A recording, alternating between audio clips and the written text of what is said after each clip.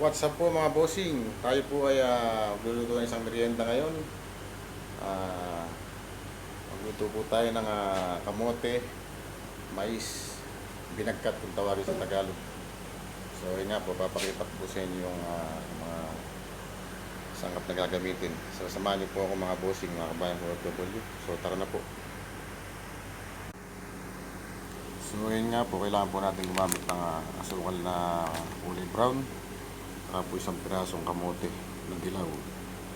So yun nga po, tsaka po yung mais. Konting mais lang po ang ating gagamitin dyan. Kapagkat masyadong marami po ito, ipagagamitan po ako ng iba. So yun nga po, babaltan po natin to at iwain po natin ng maliit itong kamote. So tara na po mga bossing.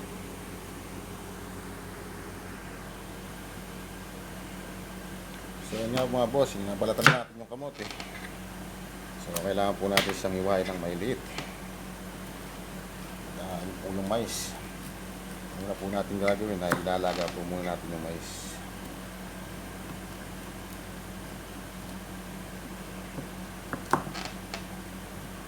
So yun nga po yung kamote. Napakaganda ng kamote. Ito po yung mais na frozen. So kanya-kanya ang unang trip yan. Ito po trip namin ngayon ni Bats Buddy. Yung po si Bats Buddy yun, nakahiga. Si Boy Jezebel. Say hello! Hi! Si Boy Jezebel. So yan nga mga bossing. Lagay po muna natin yung mais sa ating nakatik kasirola.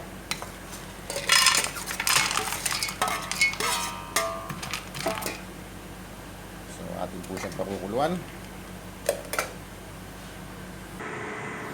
So yun na nga mga bossing, sinalang ko na yung ating mais. Ayan, napuya rin po siya. So habang minintay po natin lumambot ito, maghihiwa na po tayo ng kamote. Tara na po, hiwain na po natin yung kamote.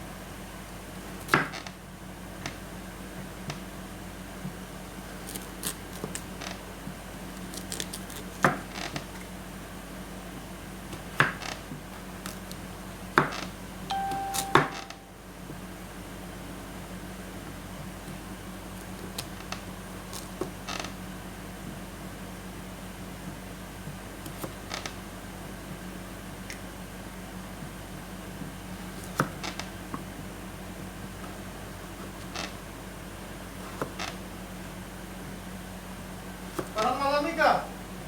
Nasa ano ka ba? Nasa Canada ka? Oo. Wala akong maisot, di pa ako naglalaba. Maganda naman itong damit ko eh. Pang-vlog. Oo. Wala akong maisot eh. Wala pa akong sabon na magagamit pang laba. Sarado yung tindahan. Hindi makakautang. So yun nga po mga bossing, nahiwa na po natin yung kamoting special. Galing po ng Egypt yan. Tsaka yan po yung asukal. So after na lumambot ng ating mais, ibubuhos lang po natin yung kamote tsaka asukal. Yun po. Tapos merienda na po tayo. So yun nga po. Kailangan na po natin siya lagyan ng asukal. Tansyahin lang po natin.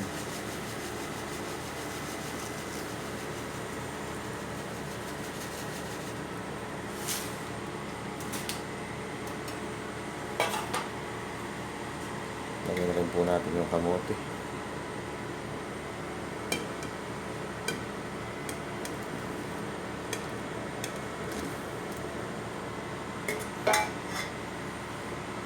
Ayan, pinagpun natin siya ng konting tubig pa.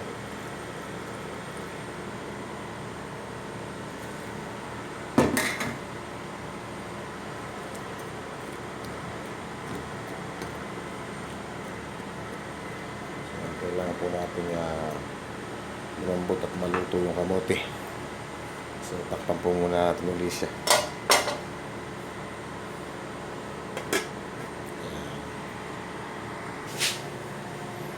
So yun nga mga bossing, atin pong bisitahin yung ating nilulutong binagkat na kamote.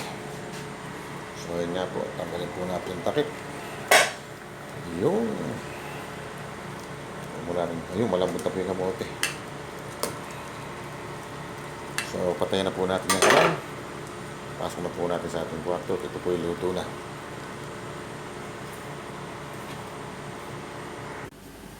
So ayun nga po mga bossing, mga kabayang OFW, luto na po yung ating binagkat na kamote mais con yelo. Sana ang tawag niya kung may gatas at saka yelo. So ganyan lang yan, rekta na lang namin merienda ni Buds Buddy yan. So para po sa mga kapatid ng aking video, kung maaari po lamang ay huwag kalimutang mag-like, mag-share, mag-comment, at palagi pong pindutin ang notification bell para update po tayo sa ating mga susunod pang mga video. So maraming po salamat sa inyong mga suporta mga bossing. God bless po sa atin lahat. Tara po, merienda po tayo. Bye bye.